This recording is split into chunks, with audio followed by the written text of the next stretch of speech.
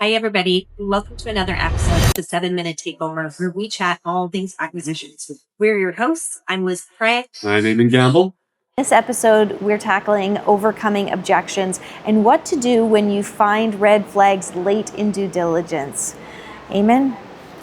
Well, some questions you ask during the offer stage and some things you ask for right after getting under offer, but we find that there's some red flags that tend to pop up really late in the process. And so today we're going to talk about how to uncover those, how to mitigate them, and what to do if you find one.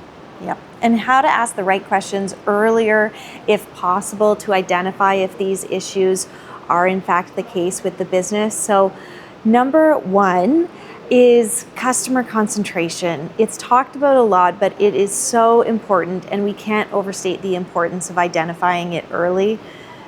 What else can we explain about? Yeah, the reason that this one comes up late occasionally is that sellers may want to protect their client list from scrutiny from unserious buyers, and so they wait until very late to share that actual information with you. This is going to be a really important topic for you as a buyer in knowing what to pay. The lender is going to care a lot about this because it impacts their underwriting. And so it's something that we're putting this first as a red flag because ideally you're not letting this one slip until late in the process. And you are being very persistent with the seller on identifying this as a potential risk early on. Yeah, and so ways to get through it is to, if they're hesitant to share the customer list, which is common, you can ask for other things like characteristics about the clients. You can ask for client breakdown by product sales or client breakdown, and those can usually identify very quickly what the concentration is or isn't.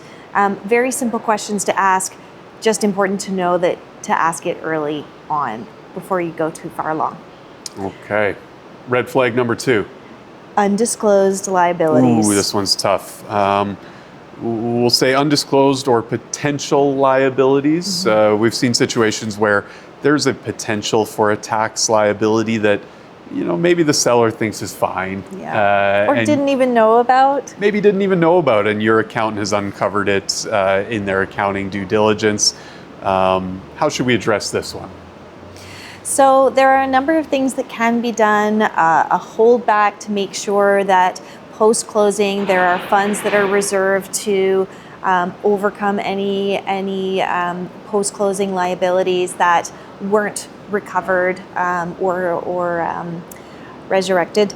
Sorry, resurrected's not the right word. What's the word I'm looking for? Thank you. Resolved. Thank you. So there are a number of things that can be done. Also, things like forgivable seller note terms in any of your seller financing, promissory note agreements, things like that. Yeah, reps and warranty insurance. There's a lot of really good tools out there. Now, sellers aren't going to like them, but a seller acting in good faith will know that they're going to get their escrow holdback back, and they're not going to have to pay out anything on an insurance claim should there be nothing wrong with the company after the sale. And so, as a buyer, don't rush by and ignore having a holdback or be pressured into giving one up, because that could really save you in year one, which is really the riskiest time of the deal. And you might feel like, oh, we have a great relationship. We don't need a holdback or any of these other provisions. But it's really a lot of those times those pieces are in place to protect you in the event something arises that even the seller didn't know about. So you can't kind of glaze over having these as parts of your deal all the time because the relationship is good. So it's there to protect you in the event that things arise that neither party is aware of or didn't find early on. That's right. Now, one that usually the owner or the seller does know about, which is going to be red flag number 3, is that maybe the business is a little more dependent on that seller than they initially disclosed.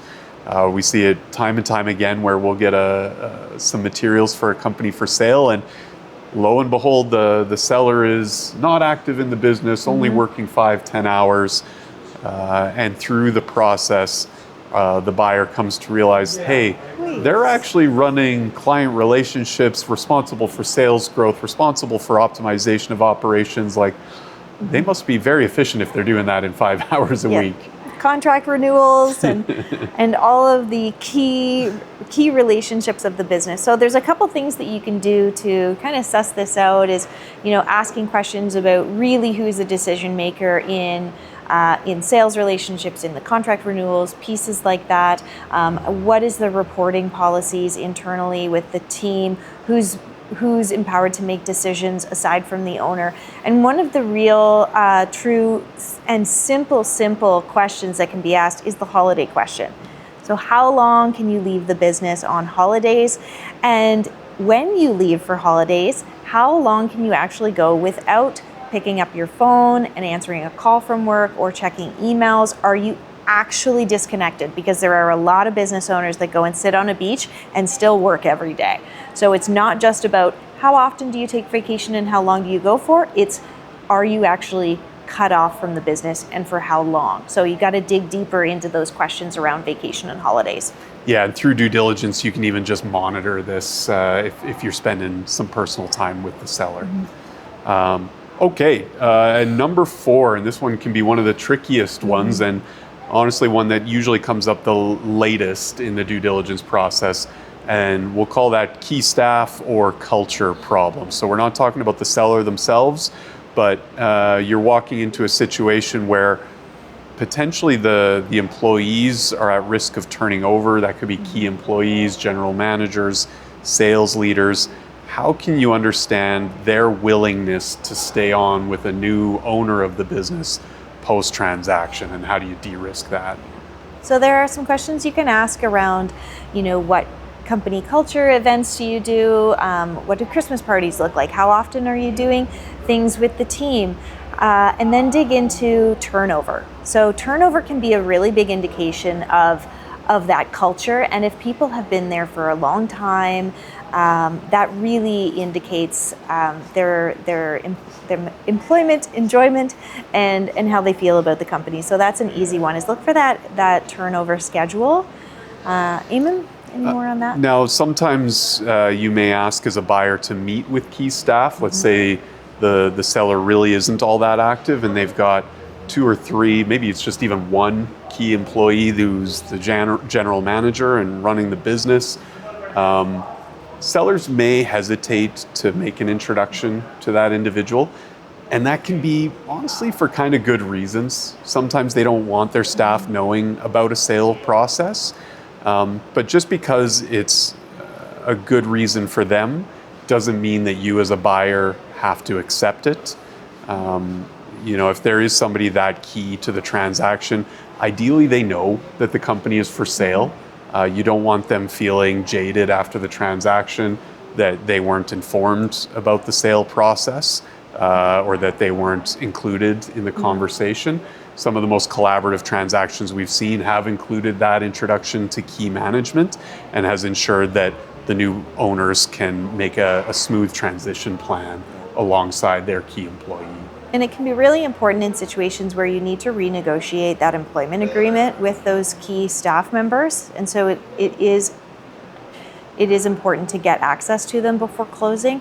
And sometimes it can be stage gated. So once you get through, the majority of due diligence items and you've satisfied those items, maybe it's the last item is meeting the employees or having some introduction to the staff, or key management, not all the staff. That's usually more common for it to be confidential. Those key employees can sign NDAs, and there's a number of different ways that it can be managed. Okay, so we've got 4 red flags. Let's chat about when to decide, or how to uncover those red flags more generically. Like, how can a buyer really make sure that if red flags do pop up at the last minute, that they're in a good position to handle them? Yeah. So one of the best practices is really building a relationship with the owner as early as possible, and make sure that relationship is strong. There's good communication with you and the seller directly, because you need to have a relationship to be able to navigate some of these findings. And if both parties are motivated to find a path through and mitigate any risk for both parties, there's that motivation to work together and resolve these issues to make sure that you get through to closing. But you've got to have that good communication and those Not to mention, you're going to probably uncover the red flags a little bit earlier if they trust you with the information that they're sharing to deal in goodwill. Exactly. So that relationship foundation is really going to be what makes or break you in many cases.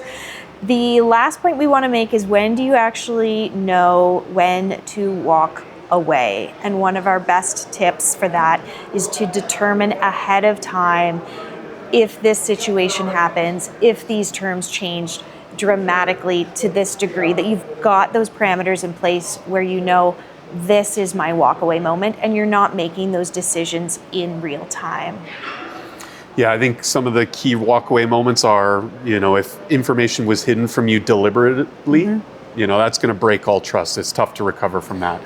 Secondly is if the financial model no longer works as a result of what you've figured out. And thirdly would be if the risk is uninsurable, unmitigatable, if there's no way to kind of really work around the risk, and the seller's not helping you mitigate it. I'd say all of those are kind of walkaway moments. If you're falling short of that and you're still dealing with the owner the seller in good faith, and they're helping you to mitigate these challenges, I'd say it's worth sticking around to try and walk through and make the deal work. Yep. The best deal makers are the ones that know how to get through all of these obstacles, because they're going to arise. There's going to be things that are found. It's about knowing how to navigate through these choppy waters and get to the other side. So thanks, Eamon. Oh, exciting topic. Thanks, Liz. No, that's it for today. We'll see you next time. See ya. Thanks for tuning in. If you enjoyed the content, please be sure to subscribe, follow us on social media, and check out our website at villagewellth.com.